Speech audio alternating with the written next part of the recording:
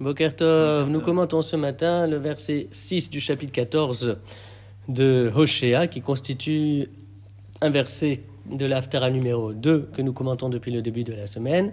Et ce verset donne la parole à Hachem et Dieu dit « Je serai tel la rosée pour le peuple, Yifrach kashoshana, il fleurira telle une rose, Veyach sharashav kalvanon, il enfoncera ses racines profondément, tels les cèdres du Liban. » Donc, Yifrach kashoshana, le peuple fleurira tel une rosée, Veyach sharashav kalvanon, il enfoncera ses racines tels les cèdres du Liban. Vous avez ici 5 mots.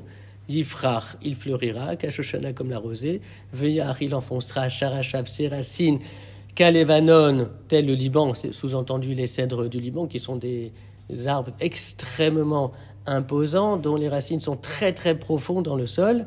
Et le Imre Emet, c'est-à-dire le rabbi de Gour, celui qui le fut jusqu'à la Shoah, a fait observer que si vous prenez la dernière lettre de ces 5 mots, vous obtenez le mot Hanouka. Et bientôt, d'ailleurs, c'est la fête de Hanouka.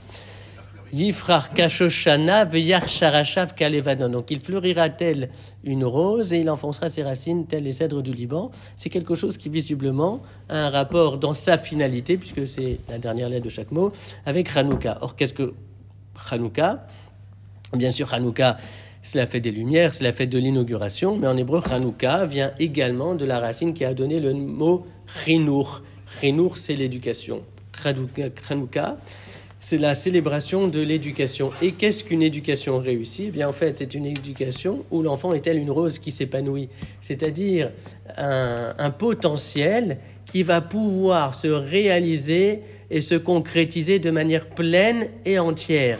Et pour que ce potentiel-là puisse devenir une réalité, la deuxième partie du verset doit se réaliser, à savoir, il enfoncera ses racines dans le sol tel le cèdre du Liban.